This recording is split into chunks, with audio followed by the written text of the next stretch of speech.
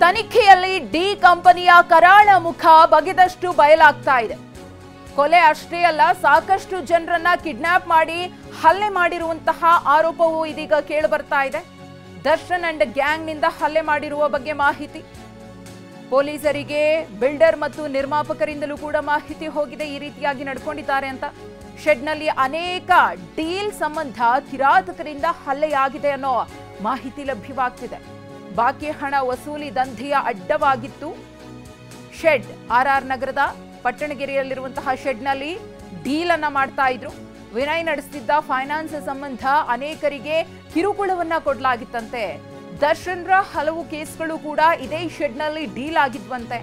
ಹಣ ಬಾಕಿ ಉಳಿಸ್ಕೊಂಡವರನ್ನ ಕರೆತಂದು ಈ ಶೆಡ್ನಲ್ಲೇ ಟಾರ್ಚರ್ ಅನ್ನ ಕೂಡ ಕೊಡ್ತಿದ್ರಂತೆ. ಟಾರ್ಚರ್ ಕೊಟ್ಟು ದರ್ಶನ್ ಅಂಡ್ ಟೀಮ್ ನಿಂದ ಹಣ ವಸೂಲಿ ಆಗ್ತಾ ಇತ್ತು ಅನ್ನೋ ಆರೋಪ ಕೇಳಿ ಬರ್ತಿದೆ. ಇದೇ ಶೆಡ್ನಲ್ಲಿ ಕಿಡ್ನಾಪ್ ಮಾಡಿ ಹಣವನ್ನ ವಸೂಲಿ ಮಾಡ್ತಾ ಇದ್ರು. ಯಾರಾದ್ರೂ ಸಾಲ ತಗೊಂಡಿದ್ರೆ ಆ ಸಾಲವನ್ನ ಅವರು ಮರುಪಾವತಿ ಮಾಡುವಲ್ಲಿ ಡಿಲೇ ಮಾಡಿದ್ರೆ ಅಂಥವರನ್ನ ಎತ್ತಾಕೊಂಡು ಬಂದು ಇದೇ ಶೆಡ್ನಲ್ಲಿ ಕಿರುಕುಳವನ್ನ ಕೊಡ್ತಾ ಇದ್ರು, ಹಲ್ಲೆಯನ್ನ ಮಾಡ್ತಾ ಇದ್ರು ಅನ್ನೋ ಒಂದಷ್ಟು ಸತ್ಯಗಳು ಈಗ ಹೊರ ಬರ್ತಾ ಇದೆ. ಇದು ಸೀಸ್ ಮಾಡಿದಂತಹ ವೆಹಿಕಲ್ಸ್ ಅನ್ನ ತಂದು ನಿಲ್ಲಿಸೋಕೆ ಇರುವಂತಹ ಜಾಗ. ಆದ್ರೆ ಈ ಜಾಗವನ್ನ ತಮ್ಮದೇ ಆದ ಅಡ್ಡೆಯನ್ನಾಗಿ ಮಾಡಿಕೊಂಡು ಸಾಕಷ್ಟು ಕೃತ್ಯಗಳನ್ನ ಎಸಗ್ತಾ ಇದ್ರು ಅನ್ನೋ ಆರೋಪ ಇದೀಗ ಕೇಳಿ ಬರ್ತಾ ಇದೆ. ಅದಕ್ಕೆ ಸಂಬಂಧಪಟ್ಟಂತೆ ಬಿಲ್ಡರ್ಗಳಿರಬಹುದು, ಒಂದಷ್ಟು ನಿರ್ಮಾಪಕರು ಪೊಲೀಸರಿಗೆ ಮಾಹಿತಿಯನ್ನ ಕೊಟ್ಟಿದ್ದಾರೆ.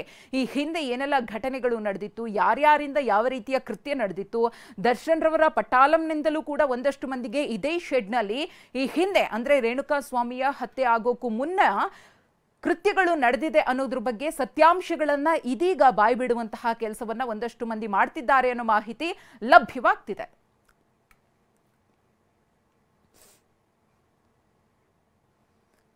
ಚಿತ್ರದುರ್ಗ ಮೂಲದ ರೇಣುಕಾ ಸ್ವಾಮಿ ಕೊಲೆ ಪ್ರಕರಣಕ್ಕೆ ಸಂಬಂಧಪಟ್ಟಂತೆ ಈಗಾಗಲೇ ಸಾಕಷ್ಟು ಬೆಳವಣಿಗೆಗಳಾಗ್ತಾ ಇದೆ. ಡಿ ಗ್ಯಾಂಗ್ ನಿಂದ ರೇಣುಕಾ ಸ್ವಾಮಿಯ ಕೊಲೆ ಪ್ರಕರಣ ಬಂಧಿತ ಆರೋಪಿಗಳ ಪೈಕಿ 7 ಜನರಿಗೆ ದರ್ಶನ್ರ ಪರಿಚಯನೇ ಇಲ್ಲ. ರೇಣುಕಾ ಸ್ವಾಮಿ ಹತ್ಯೆ ಕೇಸ್ನಲ್ಲಿ ಇದುವರೆಗೂ ದರ್ಶನ್ ಸೇರಿದಂತೆ 19 ಮಂದಿ ಆರೋಪಿಗಳ ಬಂಧನ ಆಗಿದೆ.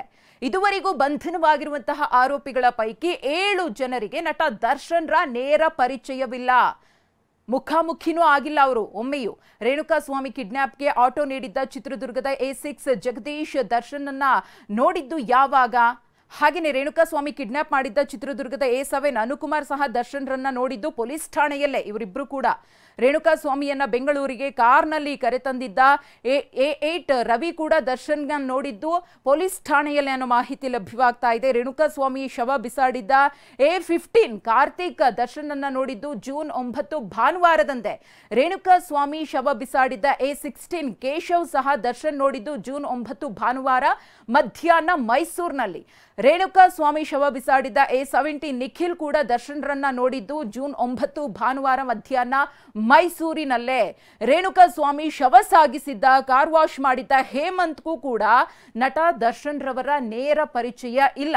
ಒಟ್ಟು 19 ಮಂದಿ ಆರೋಪಿಗಳ ಬಂಧನ ಇದುವರೆಗೂ ಕೂಡ ರೇಣುಕಾ ಸ್ವಾಮಿ ಹತ್ಯೆ ಪ್ರಕರಣದಲ್ಲಿ ಆಗಿದೆ. ಈ 19 ಮಂದಿ ಅಂದ್ರೆ ದರ್ಶನ್ರನ್ನ ಸೇರಿಸಿ 19 ಮಂದಿ, ದರ್ಶನ್ರನ್ನ ಹೊರತುಪಡಿಸಿ 18 ಜನರ ಪೈಕಿ 7 ಮಂದಿಗೆ ದರ್ಶನ್ ರವರ ನೇರ ಪರಿಚಯವೇ ಇರಲಿಲ್ಲ.